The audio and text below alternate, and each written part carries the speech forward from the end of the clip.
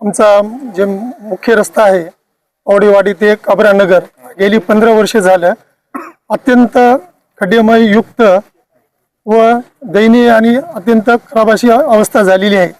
हा फक्त वाडीचा मुख्य रस्ता नसून पूर्णापासून आजूबाजूच्या 25 खेड्यापाड्यातील दूधकरी, शेतकरी, शाळकरी, विद्यार्थी, नोकरदार गडी नांदेडला जवळ आहे म्हणून जातात। परंतु गेली 15 वर्षे झालं या रस्त्याला अत्यंत असं खड्डेमय रस्ता आता पावसाळा सुरू झालेला आहे। खड्ड्यात पाणी व पाण्यात रस्ता या 8 दिवसामध्ये कमीत कमी 10 ते 15 जण या रस्त्यावर पडलेले आहेत। बऱ्याच जणांना आम्ही वैयक्तिक खाजगी दवाखान्यात ऍडमिट केलेलं आहे। फक्त आमची एवढं म्हणणं आहे की एवढी 25,000 लोकसंख्या असलेलं हे ग्रामपंचायत वाडी बुजुर्ग गाव सर्वात मोठं आहे। महाराष्ट्रातली नंबर 3 ची ही ग्रामपंचायत असून आमच्या गावामध्ये अनेक रथी महारथी सर्व पक्षीय नेते आहेत।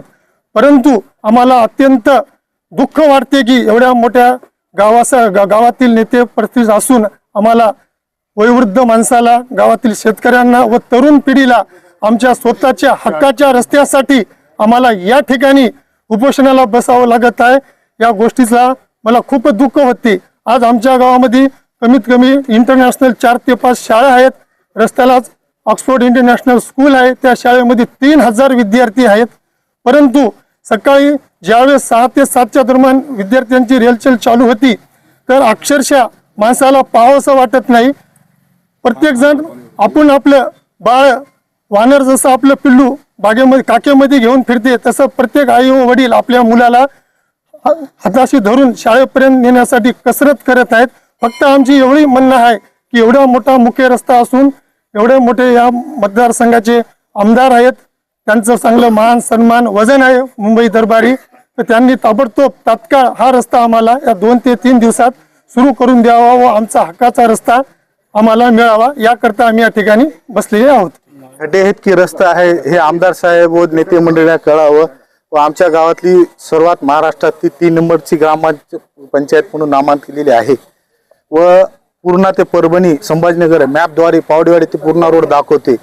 तर त्या अनुषंगाने सुद्धा ह्या ज्या रस्त्याची जशी कंडिशन चालू व्हावं तशी नाही व या शाळेच्या या आमच्या मोड चौक ते पावडेवाडी रोडवर कॅबिनेट मंत्री बाळासाहेब देशमुख यांची सुद्धा शाळा आहे, त्यांनी लक्ष देत नाहीत रोडवर व आमच्या ग्रामपंचायतला एवढा फंड आहे की कुणाला माहित नाही। या 2 महिन्याखाली 60 लाख रुपये टचअप आलतं, त्याच्यातला 1.5 लाखाचा त्यानं मुरुम टाकलेला, बाकी पैसे यानं वाटून घेतलेले आहेत।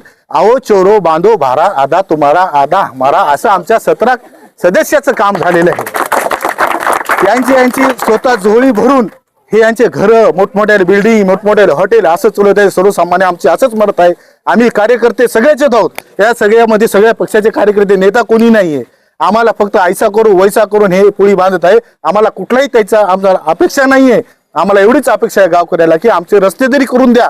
तुम्हाला आमच्या गावामध्ये गेले अनेक वर्षापासून राजकारण होते, फक्त विषय राहते त्याचा रस्ता झाला, आम्ही नागरिकांना प्रत्येकाला सांगतात रस्ता करून देतो, त्याच्यावर राजकारण करतात, त्याचा काय उद्देश आहे काय माहित नाही त्याचा। परंतु आज या गेल्या याच्या वेळेस विधानसभेच्या वेळेस भरपूर आमच्या गावातले साथ दिली आहे आमदार साहेबांना। या सर्व हे जे मंडळी आहे ते सर्वसामान्य आहे, कोणता नेता नाही काही नाही। आणि त्या आमदार साहेबाला एक विनंती आहे माझी कळकळीची, त्यांना कोणत्या गावातल्या त्यांचा दोष असेल, कोणावर राग असेल तर त्यांना वैयक्तिक राग किंवा गावावर राग करू नये किंवा गावाला आमच्या दोषी ठरू नये, गावाला न्याय दिला पाहिजे, यासाठी ही सर्वसामान्य मंडळी बसलेली आहेत। मागच्या 15 वर्षापासून आपण बघू शकता हा जो मोर चौक ते पावडेवाडी रस्ता आहे, याच मुद्द्यावर इलेक्शन लढल्या जाते की रस्ता झाला पाहिजे। ऐन वेळेला लोक नारळ फोडतात, आश्वासन देतात, रस्ता होत नाही। आज फक्त हे पावडेवाडी पुरताच रस्ता नाहीये, आजूबाजूचे जे गावं आहेत, सुगाव असेल, थुगाव असेल, इतर 25 गाव आहेत, ह्या सगळ्यासाठी हे दळणवळण रस्ता आहे। हे शिक्षकासाठी आहे, इथल्या गोरगरीब शेतकऱ्यासाठी आहे, इथल्या विद्यार्थ्यासाठी आहे, ह्या सगळ्यासाठी रस्ता आहे। पण इथं हे रस्त्यात खड्डा आहे, खड्ड्यात रस्ता हेच कळत नाहीये। आम्ही जवळपास 15 वर्षापासून आयुक्ताला निवेदन दिलेलं आहे। हे निवेदन आम्ही 2,500 ते 3,000 लोकांच्या सह्या देऊन हे निवेदन दिलेलं आहे। फक्त ते सह्या नाहीत, ते त्या लोकांच्या भावना आहेत, रस्ता झाला पाहिजे। हे भावनेशी या लोकप्रतिनिधींनी खेळू नाही, अन्यथा येत्या काळामध्ये आम्ही आमरण उपोषण करू। हे आंदोलन कोणत्याही एका राजकीय पक्षाचं नाही, हे समस्त ग्रामस्थांच्या वतीनं आहे आणि कोणालाही विशेषतः टार्गेट करण्याच्या हेतून नाही. गावाची जी समस्या आहे पावडेवाडी ते काबरानगर हे मुख्य रस्ता याच्यावर अत्यंत खड्डे झालेले आहेत. त्या खड्ड्याच्या दुरुस्तीसाठी आणि तात्काळ काम सुरू करण्यासाठी आज हे आमरण उपोषण करण्यात आलेलं आहे. काल रात्री 12 पासून आमचं जे गावाच्या ग्रुपवर जे डिस्कस झालं त्याच्यानंतर आज सकाळी 9 वाजल्यापासून मी आणि आमचे समजेच गावातले सहकारी आज आम्ही इथं उपोषणाला बसलेलो आहोत. इशारा देण्याचं काय नाही, आम्ही आजपासूनच उपोषणाला बसलेलो आहोत. निवेदन कुठलं बी दिलं नाही, तयार आहेत, त्याने यावं आणि घेऊन जावं. गावाचे ज्या गावामध्ये एवढं आमदार साहेबाला आणि खासदार साहेबाला समजा लोकप्रतिनिधीला गावानं भरभरून लीड दिली तरी सुद्धा गावाला कुठल्याही प्रकारचा रस्ता नाही, कुठली सुखसुविधा नाही. रस्ता तर मुद्दा तर आहेच, पण कुठली सुखसुविधा नाही. आता तर आम्ही त्याला पहिलं भूमिका द्यायच्या अगोदर आम्हाला उपोषण केल्या. त्यानं जर आश्वासन दिलं आणि काम जर पुरं झालं नाही तर पूर्ण गावातला रस्ता आम्ही रस्ता रोको आंदोलन करूया.